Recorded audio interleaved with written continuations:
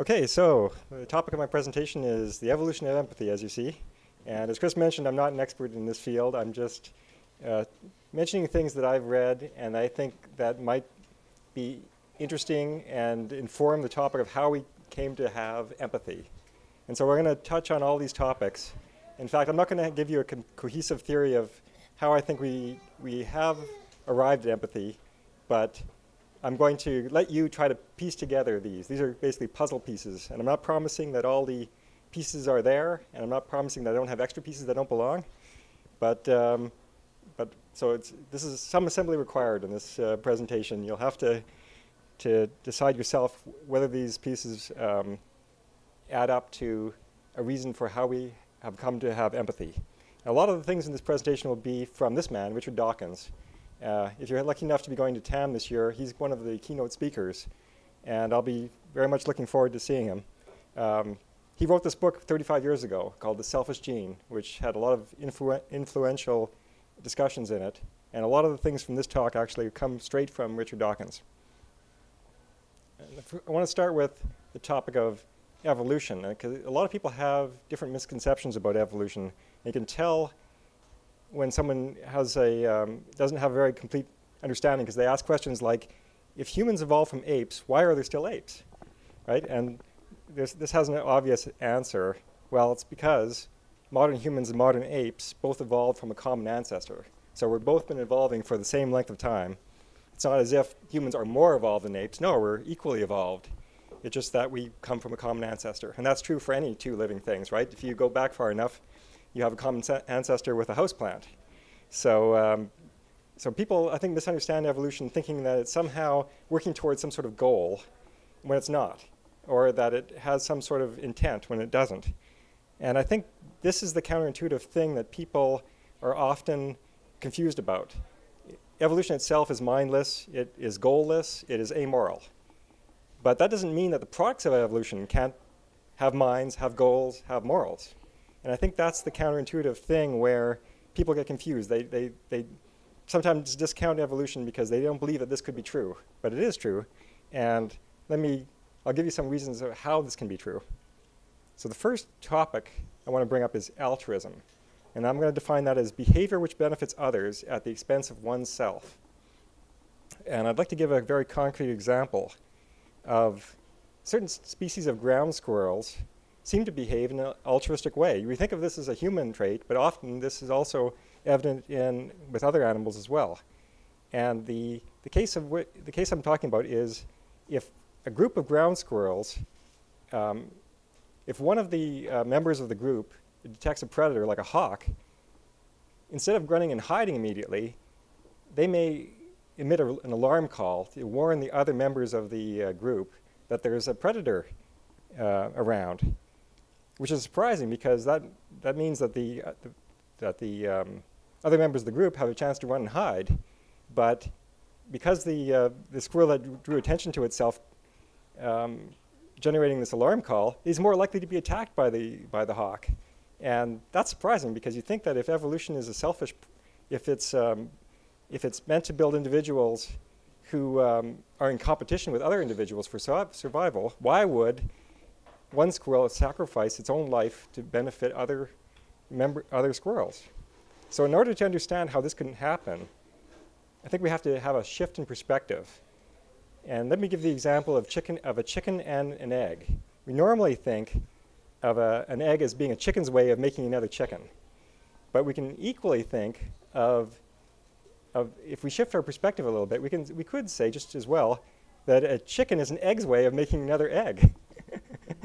And so if we think of this in this alternative perspective, we can think of that in terms of genes instead of eggs. And so we can see that a particular gene might be passed down, an identical copy of a particular gene might be passed down from parent to offspring. And in a way, the chickens themselves are mortal beings, right? The chickens come and go.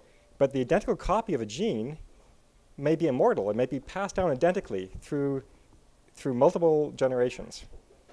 And so just to define a gene, by the way, it's a fragment of the DNA molecule. A human being has got 23 chromosome pairs, and about 32,000 genes. So, and of course, all living things are composed of a certain number of genes. So you could say, if you look at this perspective, that a chicken is really a gene survival vehicle. The chicken exists perhaps only to convey those genes into future generations. And so if you look at it from the perspective of a gene, what matters is relatedness between different individuals. So if we take a family tree of chickens, for example, and we look at parent and offspring, a parent and its offspring are always related 50%, right? 50% of the genes from a parent is always present in each offspring, because each offspring gets half its genes from its mother, half its genes from its father. And as an extension, siblings are related by approximately 50% of their genes. Not exactly, but approximately 50% of the genes are shared between siblings.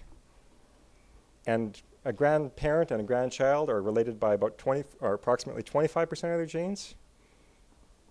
A niece and nephew are related to its uncle or aunt by about 25% of its genes.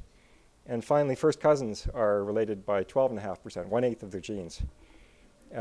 So from a genes perspective, if a chicken were to sacrifice itself, for example, for 2 or more of its siblings, that would actually be a reasonable deal from the selfish gene perspective.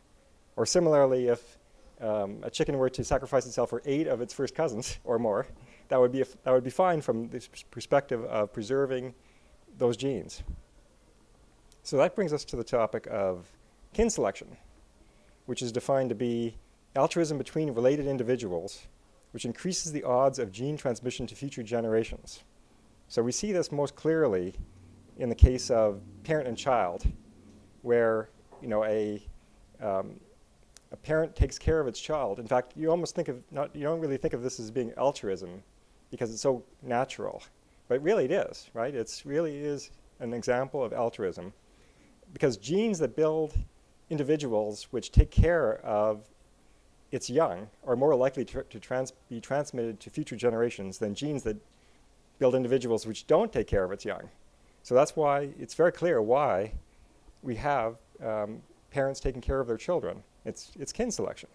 And if we extend this, we can see now the case of why ground squirrels might also be altruistic, because a squirrel will have a certain set of genes, and he'll share a lot of those genes with his companions, assuming that they're related, and that's the typical case. So if there's enough relatedness between these different squirrels, it makes sense for that squirrel to potentially, for the genes to cause the squirrel's behavior to be such that it emits this alarm call at risking its own life, right? It's, in a way, the gene is selfishly sacrificing its survival vehicle for the genes that exist in other survival vehicles in the group. So in this counterintuitive way, selfish genes can build altruistic individuals, which is quite interesting, I think. So now we have a related topic, reciprocal altruism, which is behavior which benefits others, but with the expectation of future repayment. In other words, you scratch my back, I'll scratch yours. And to have a specific example in this case too, imagine you have a species of bird which is affected by parasites, ticks that attack the bird and carry potentially dangerous diseases. It's important for these birds to groom themselves to remove the ticks and avoid this problem. The problem is, though, that birds may not be able to groom themselves completely, right? There's an area around the back of their head they can't reach with their own bill. So it makes sense for another bird to help groom each other to avoid the problem of ticks. So now supposing there's 2 different strategies that this particular species of bird adopts. We'll call one of them suckers. And a sucker always grooms other birds. So if any bird needs grooming, the sucker is willing to groom them. And in game theory parlance, this is known as the always cooperate strategy. And now supposing there's another type of bird of the same species called cheaters. We'll call them cheaters. They never groom others. Basically, they always defect in the terms of game theory. So say we have these 2 strategies. And let's say we start with a population of birds that is comprised equally of suckers and cheaters. Now, what'll happen if we allow this society to continue over time? Well, what will happen is these suckers will, of course, groom each other, and they'll also groom the cheaters. And the cheaters actually, well, they're exploiting the suckers, essentially. The cheaters actually have an evolutionary advantage because they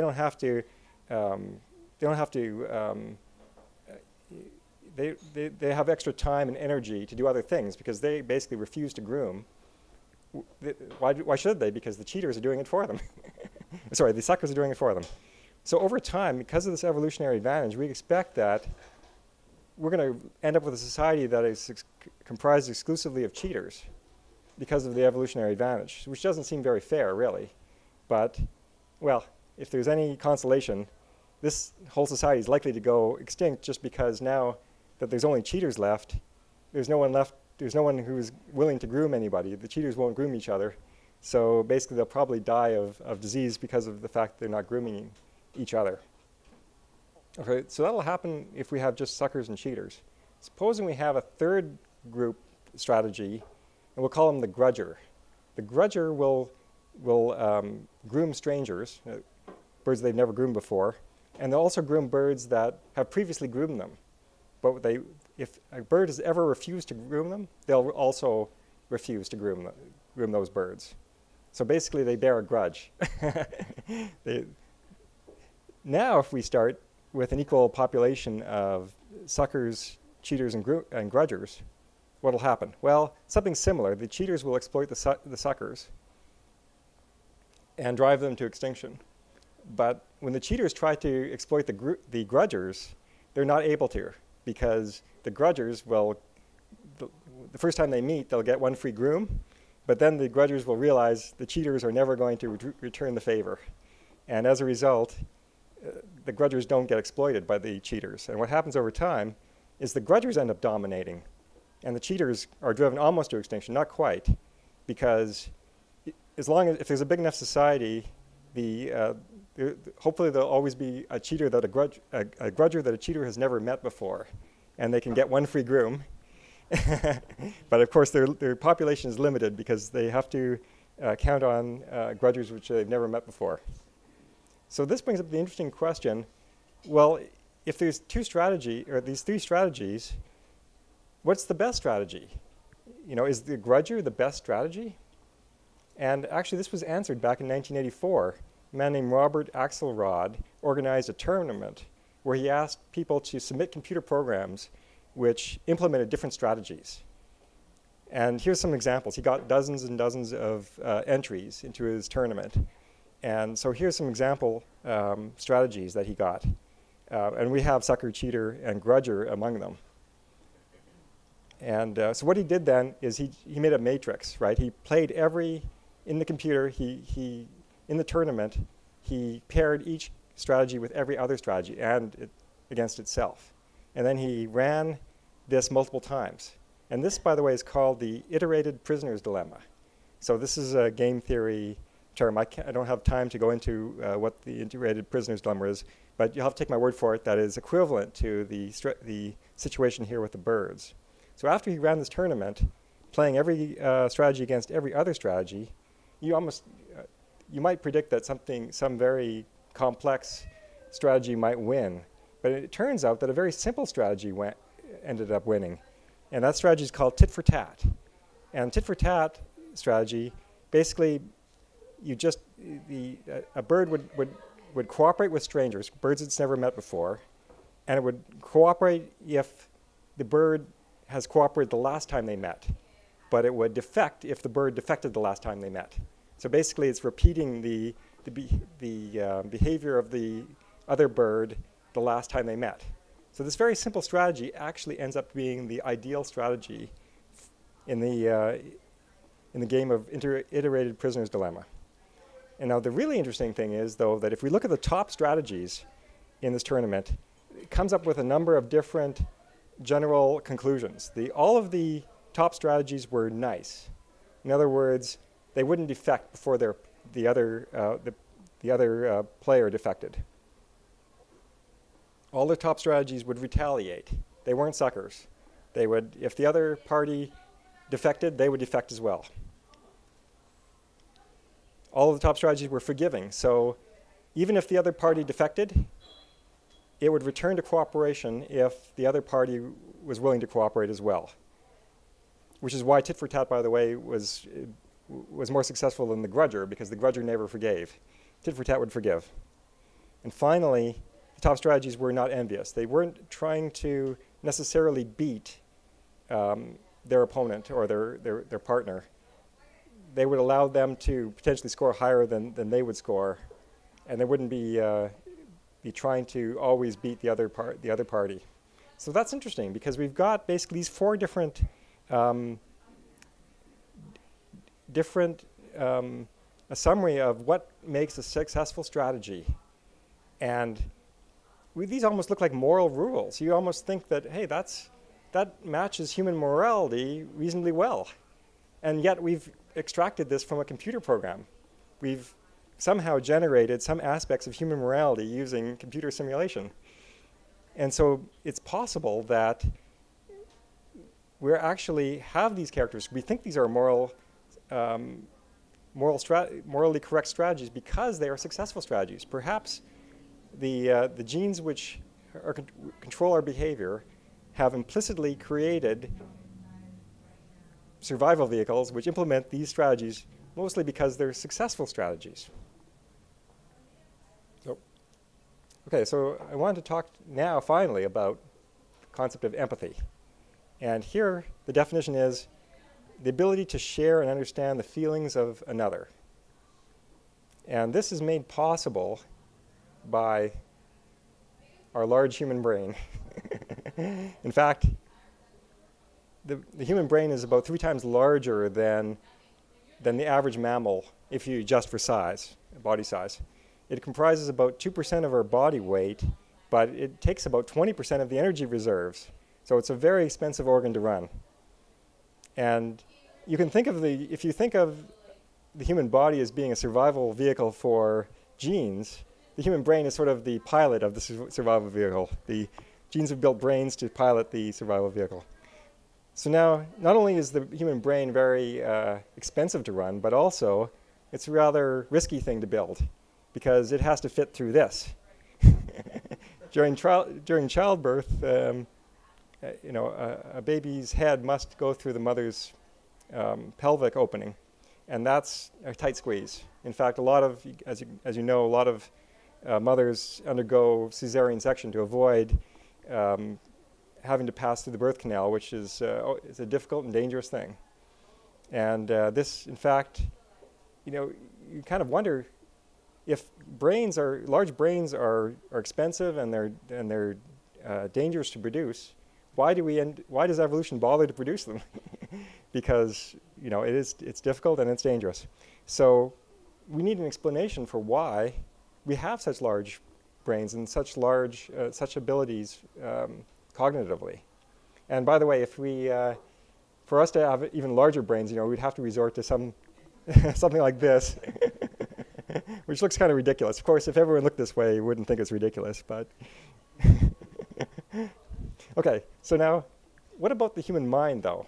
The thing I wanted to convey with this presentation is that human mind actually comes in there's a very sharp division between 2 parts of the human mind, and people often forget this. There's the conscious mind, and this is the seat of cognition. It's deliberate. It takes effort to think, unfortunately. Often people don't think because it takes effort to do so. The conscious mind is very slow, and finally, it's also the newest part of the brain, right? It's evolutionarily, the conscious mind is the newest evolutionary structures. So it probably hasn't fully been debugged yet, using computer programming terminology. But also, people often forget that there's actually the subconscious, which is, it's the root of emotion. It's heuristic in nature. In other words, it operates on rules of thumb. It's very rapid compared to the conscious mind. And finally, it's ancient. The parts of the brain that deal with the subconscious, we share those possibly with reptiles and other animals. So this is the division that people often don't take into account when they're thinking about human behavior. And I want to have this crude model of how we make decisions using this subconscious-conscious split. Basically, we perceive the world using our senses. And with our senses, we build up this model of the world. We'll call it the perceived world state. And both the conscious mind and the subconscious mind are aware of this perceived world state. And the subconscious mind actually generates an analysis of this world state and presents it to the conscious mind through the context of emotion. So emotions are the subconscious mind, the rendering of like a decision made by the subconscious mind is conveyed through emotion.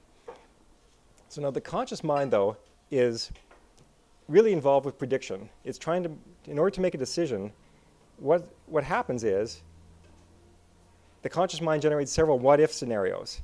What if I performed action A? So what happens is the conscious mind has to generate a prediction of what the world state would be if you performed action A.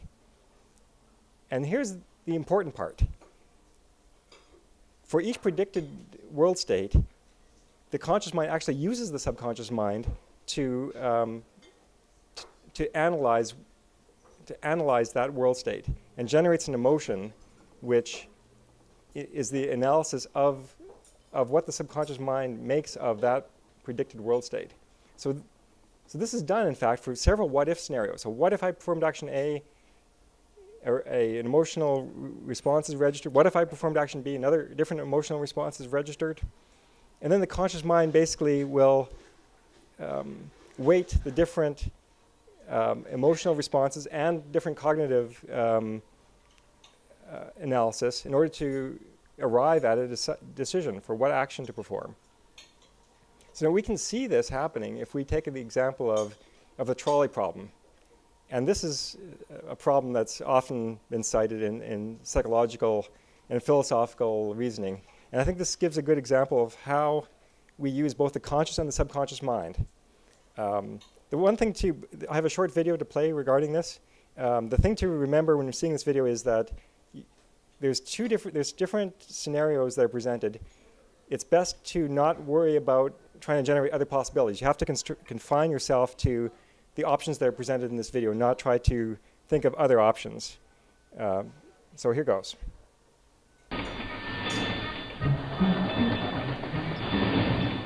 Runaway trolley. 4 minutes past. All of them will die. But wait, you can pull a lever. You can change the trolley's course to another track where only one man stands. You have a choice. Kill one or let 4 die. What are you going to do? I would pull it. I'd pull the lever and divert the train. Yes, I would absolutely pull the switch.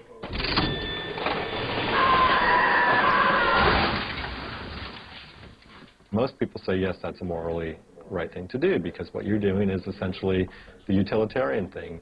That means having one person die isn't as bad as having 4 people die. Absolutely. You're saving 4 lives. There's another equivalent scenario. Same situation. Runaway trolley. 4 men will die. But this time you're on a bridge. And there's a man there. He's fat. Fat enough to stop the trolley and save the 4 men. But he won't jump. He'll need to be pushed. Can you push the man over the edge? I don't think that would be a possibility at all. And I don't think this be justified. I can't do that. Most people say, no, that's not an appropriate thing to do.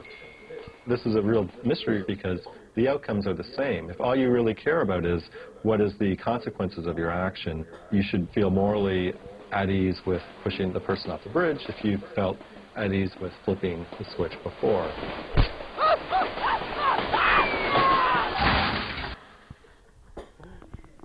Okay, so that's the trolley problem. If you ask me, I think I would agree with the people in the video. I think I wouldn't have a problem with flipping the switch, but yes, pushing the man off the bridge to his death does seem like the wrong thing to do. So I kind of concur with that. And I think we can understand this if we go back to our model of the mind. If we think of this in terms of conscious and subconscious mind, there's the runaway trolley situation. The subconscious mind says, red alert, some urgent action is needed. And now we have the conscious mind considering the options. One is to flip the switch. And really, that doesn't generate too much of an emotional response from the subconscious mind, just because it's a very abstract thing to do. Flipping a switch doesn't seem like a morally significant action. However, in the case of pushing a man to his death, now the subconscious mind says, hey, there's something wrong with that. And then if you're considering this from the conscious mind's perspective, that very negative response from the subconscious mind is enough to tip the balance into saying, it's okay in one case and it's not okay in the other case. And so this is an important ingredient possibly in understanding why we have empathy, because just because the subconscious mind is involved with moral decision making is an important thing to remember. And it's not just life and death situations like this, it's in every situation, right? Even doing something like playing chess, something as intellectual as that may involve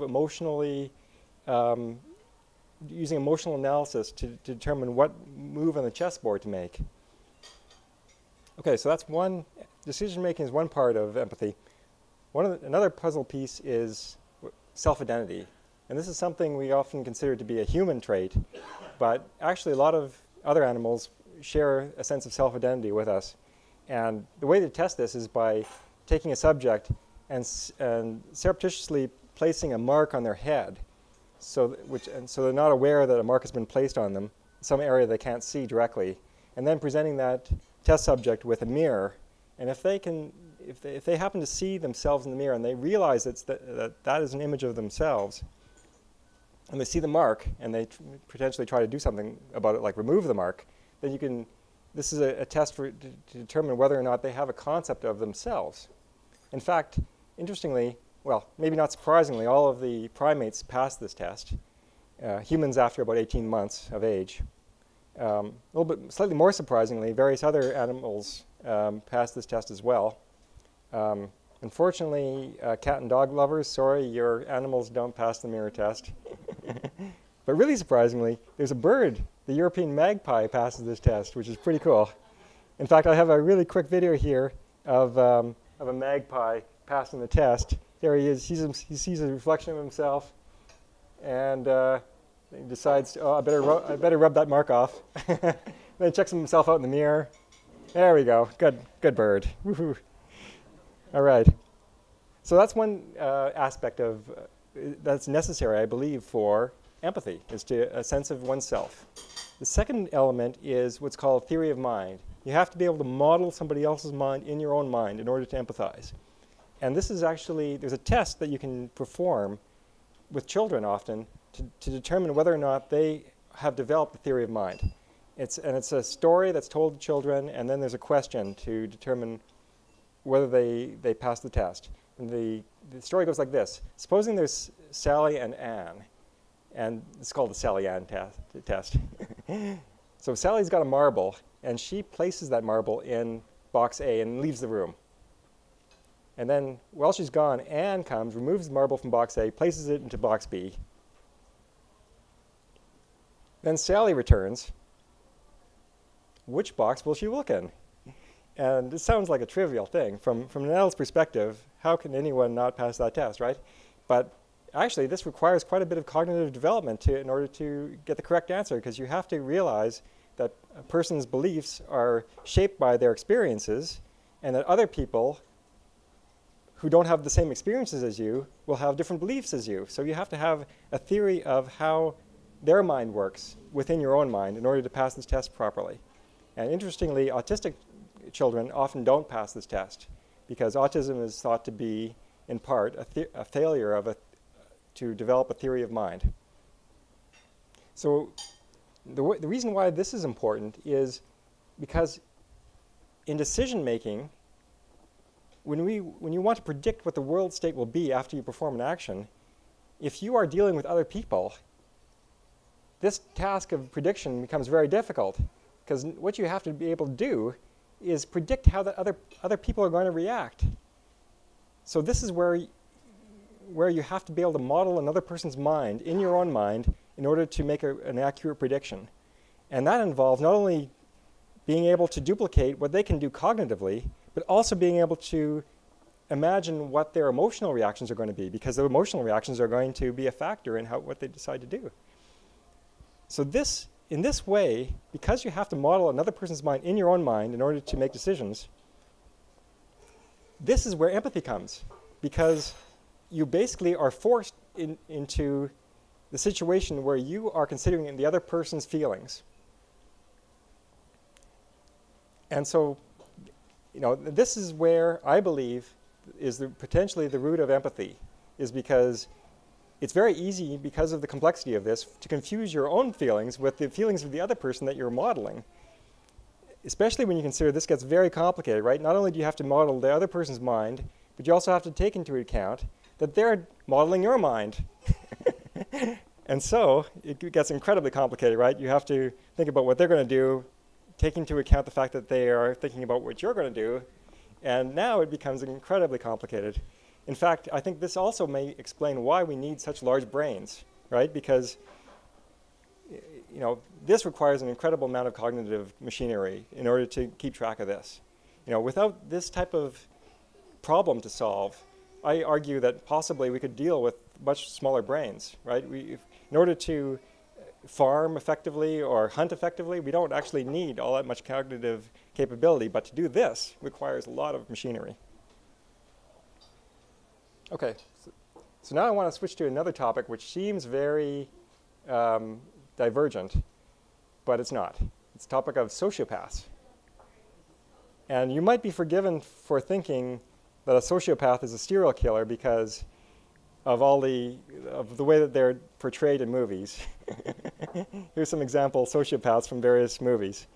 So you might think, oh, a sociopath, that's a serial killer. But that's not really the definition of a sociopath. A sociopath is just a person who lacks empathy or is without conscience. So essentially, this is very telling, because we know, because of the existence of sociopaths, that empathy is an optional thing. It's possible to have human beings that have no empathy. And unlike serial killers, which are thankfully very rare in our society, sociopaths may not be that rare. In fact, Dr. Martha Stout, in a book called The Sociopath Next Door, pegs the number at about 1 in 25 individuals as being sociopathic. In fact, so possibly there may be a sociopath in this room. Maybe you probably know a sociopath. So it's very common. So they're not necessarily serial killers at all. They just are someone who lacks conscience, which means that essentially they could do anything, right? They can commit any crime, do any action, that, no matter how hurtful, they'll feel no guilt, no sense of responsibility. So they make their calculations purely cognitively. They do not have an emotional reaction, a reaction of guilt to any action they may perform. Is sociopathy binary, or is it a gradient? No. Some people who have a degree of empathy, but not as much? That's a good question. In fact, this book tends to portray it as being a binary thing. I strongly suspect that it's a gradient. So I think that you are correct. So this 1 in 25 figure is probably fictional to that degree because of it, in fact, being a gradient. So now, there is a genetic component to sociopathy. So, in fact, so sociopaths are more likely to have offspring which are also sociopathic. However, it also depends a lot on society. So this 4% figure is true for the United States, but for other countries, actually the degree of sociopathy might be much, much lower. So and I think the reason that's given in the book is that different cultures may support support sociopaths more than others. So if the society values individualism, and you may have a higher incidence of sociopathy. other cultures that have more of a group cooperative environment, they may actually, maybe a fewer instances of sociopaths, not because they're less prevalent, but because maybe they're encouraged more to compensate cognitively for what they lack emotionally. So for this model of the mind that we have, you can understand sociopaths as being those individuals who don't experience this emotional reaction. So all their decision making is made cognitively, and they have a severely attenuated signal from their subconscious regarding different actions. So when they consider an action, they're not taking into account whether it's hurtful to another person. It's all about the cognitive mind, which is essentially selfish, right? It's not taking into account other people's states of mind at all. Now, you could think that a sociopath actually has an advantage over other people because they're not constrained to acting morally. They can act in ways that are not moral, so perhaps that gives them an evolutionary advantage. But perhaps this is more of the situation like we had with the cheaters and the grudgers. Remember the grudgers were dominating over the cheaters? Maybe we have a similar split now between sociopaths and people that do have empathy. Maybe the sociopaths actually are in a minority simply because of the same reason that cheaters are in a minority in the other condition. I use the term empaths here, not in reference to Star Trek, by the way. That's I just mean people with a regular sense of empathy, not Deanna Troi betazoids. Okay, so I want to talk a little bit about how empathy is actually supported through society in different ways. We have the concept of money, which a lot of people say is the root of all evil. But actually, I want to rephrase that and say, no, money is actually the root of a reciprocal altruism. This is the accounting system by which we can keep track of the favors we do each other and keep it fair, basically. So really, money is a very important part of society, and it supports altruism and ultimately empathy. And similarly, we have other social constructs, the justice system, the police system, the courts, which all are there to support fairness. You know, you don't have to extract vengeance or take on some individual because they've wronged you. The state will do it for you. And this is in support of fairness, and it's very important because we need the right environment to have empathy flourish. And over the years, we've been expanding the scope of empathy. You know, back in time, if you go back far enough in time, the only people that were worthy of empathy were our kin, right? But because of reciprocal altruism, we expanded that to include all the members of our tribe, right? Everyone in our tribe was worthy of empathy. You know, the tribe next door, well, we don't know about them. They're the evil others. So that's the problem with having a limited set of people with whom you empathize with, because there's always an outgroup who you don't empathize with. Now that over time, though, is expanded to encompass everyone who shared the same religion as you. So religion, in a way, served a very useful purpose of expanding the scope of empathy to a larger set of individuals. But it suffered the same problem, of course, in that, you know, everyone that belonged to a different religion now wasn't worthy of empathy. And so it didn't really solve the problem. But at least it did expand the scope of empathy. And, you know, so it served a useful purpose, but I think it may have outlived its purpose now. The next stage of evolution, of social evolution, was the state. The nation state it basically is responsible for all of those things, money, police, etc., that support empathy. And we typically do now, we're at this level now. We are generally empathetic with people who live in our country and other countries, especially people, if it's very different from our own, we're definitely less empathetic to those individuals. So I think this is the state of our society currently. But I think we need to realize that this is a progression and it has to continue, and it's very important that we take it to the next step where we find a way somehow to extend empathy to every person that's alive today so that there's no outgroup, that everyone is worthy of empathy. And I think we're getting there, right? Because we have different things that are gradually eroding the state. There's globalization where we're doing this in an economic way. But there's also things like the internet where we're communicating globally and the state doesn't matter nearly as much as it did before. So I think we're getting there, but there's a lot more work. And plus there's another step yet. If we are able to somehow extend empathy to everyone on the planet now, the next step is well, we also have to empathize with people who will exist in the future. And this is where we need to build a sustainable society. We have to empathize with those people that are going to live on the earth after we're gone and try to maintain the earth in a state where they will have a good life because we empathize with them. So I think this is the long-term goal for what we have to do. And I don't think it's a stretch to say that we have a choice between empathy or extinction, because most of the species that lived on this planet have gone extinct, right? So we're not special. I think what's happening right now is that evolution is basically running an experiment. It's determining how evolutionarily adaptive big brains are. And the results of this experiment are definitely not, not a foregone conclusion. It may turn out that big brains are a bad idea. and if they are a bad idea, they won't last long. Big-brained individuals will go extinct if that's the case.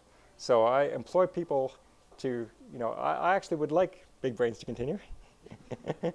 And I hope you would too. And I think it's our goal to build a world where we make it true that big brains are an evolutionarily advantageous thing to have.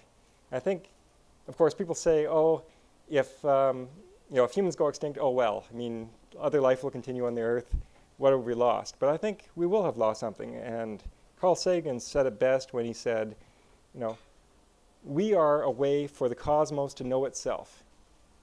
Our large brains allow us to understand the nature of the universe, and it's a way for the universe to know itself. And I think we would lose that if we were ever to go extinct. And so that's why I think we should strive to avoid that situation. And that is the end of my talk. Thank you very much.